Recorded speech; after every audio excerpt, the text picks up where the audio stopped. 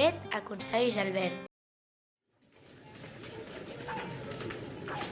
Fa molt de temps, a Londres, hi vivia la Ivette amb la seva família.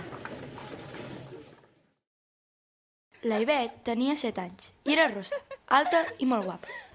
La seva mare era catalana i el seu pare anglès. El germà de la Ivette era l'Héctor. L'Héctor era d'aquests germans que creuen que ho saben tot, però, tot i això, la Ivette se l'estimava molt.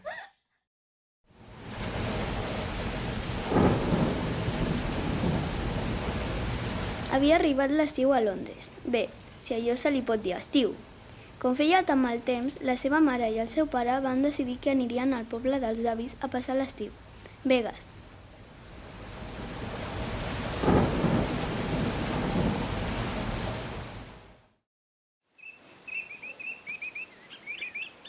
Quan van arribar a Begues, hi havia un sol que la Ivette mai havia vist. Per fi a Begues! Van cridar tots. Mare, ara anirem a casa dels avis, no? Va dir la Ivette. Primer anirem a l'assaig dels castellers de Begues, que tenim amics allà i els volem saludar. Va dir la mare.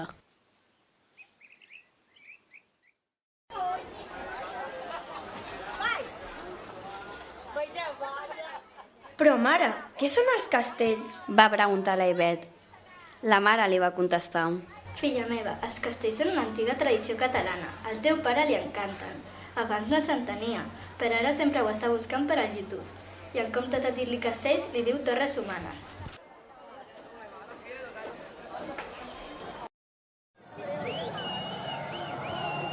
La Ivette, tota emocionada, va anar a veure els castells a la plaça.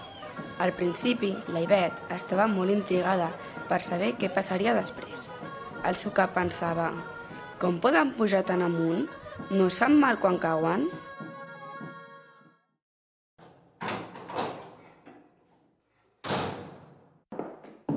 Quan va arribar a casa, la Ivette no parava de parlar dels castells. Va quedar impactada.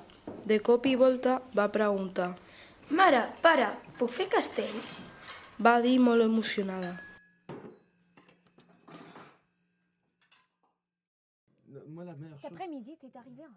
La mare i el pare van estar pensant durant molts dies si portaven a la Ivette a la colla. Pensaven que potser no tindria la responsabilitat necessària, però, tot i això, van decidir donar-li l'oportunitat.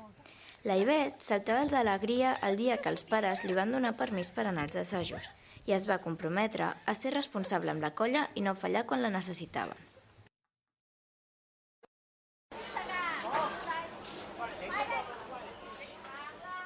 Durant el primer assaig, la Ivette es va adonar de la dificultat que tenia ser casteller. No depenia només de la tècnica, sinó també de la disciplina, la constància i l'esforç. El cap de colla, en Cesc, li va proposar a la Ivette ser l'enxaneta de la colla, ja que volien aconseguir la camisa verda, i era imprescindible fer un castell de 6 per guanyar-la. El problema és que no tenien enxaneta i que quedava molt poc temps d'assaig.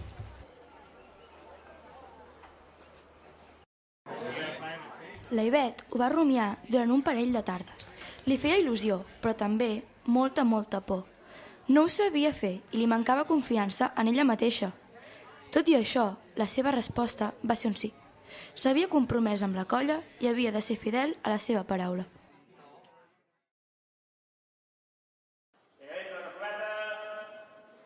Les setmanes següents van ser dures. Els assajos eren llargs i intensos, dies bons i dies dolents. A la Ivette li costava dissimular la por. Sovint, pujant, li tremolava tot el cos i feia que el castell fos inestable. Malgrat tot, continuava endavant.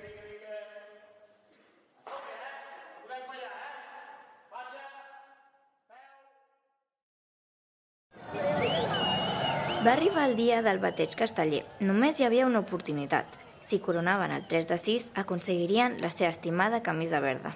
La plaça era plena a vessar, les gralles començaven a sonar i la Ivette ja estava preparada amb el peu descalç a la faixa d'un company de pinya. El cap de colla li va fer el senyal i la Ivette es va quedar en blanc, totalment paralitzada. Va ser un segon, però la Ivette se li va fer etern.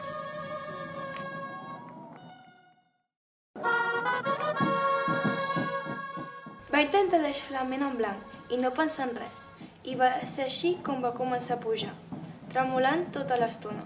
però enfilant-se sense parar. La plaça va esclatar d'alegria quan la Ivet va fer l'aleta. Havien carregat el castell i, per tant, havien aconseguit el seu objectiu, la camisa verda. La baixada va ser molt ràpida i acompanyada de l'eufòria de tota la plaça.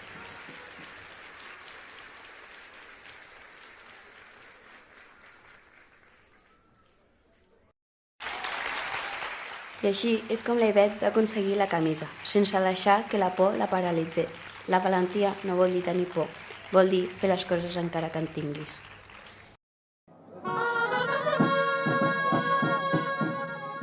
I havent carregat i descarregat, aquest conte s'ha acabat.